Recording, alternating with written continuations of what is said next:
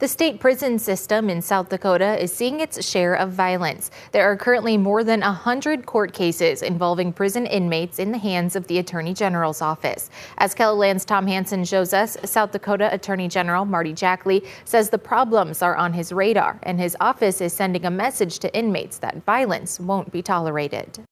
A judge recently sentenced 2 inmates convicted of attempting to murder a correctional officer inside the state penitentiary. The judge said the officer was lucky to be alive after receiving more than 70 blows, many to his head. The judge sentenced Kyle Jones to an additional 50 years and Lester Monroe to 35. Jones smiled and smirked at the judge and said he wasn't sorry for what he did. He told the judge there will be more violence until inmates are treated with, in his words, more respect. The Attorney General's office prosecuted the case. It's important to me to make sure we are doing everything we can to keep our guards, keep our other inmate staff, medical staff, as well as other inmates safe. Right now, the Attorney General's office has 117 criminal cases pending out of the state penitentiary in Sioux Falls.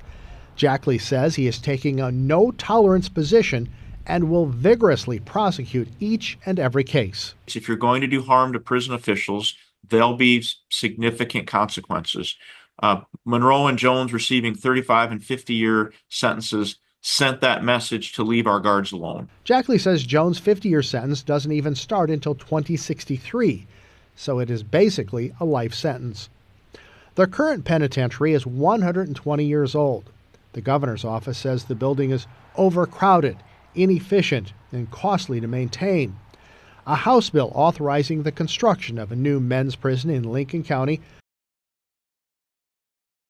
Department of Corrections officials say a new prison would improve safety for both the officers and inmates. Tom Hansen, KELOLAND News. The planned prison site is between Harrisburg and Canton, roughly 10 miles southeast of Sioux Falls. A bill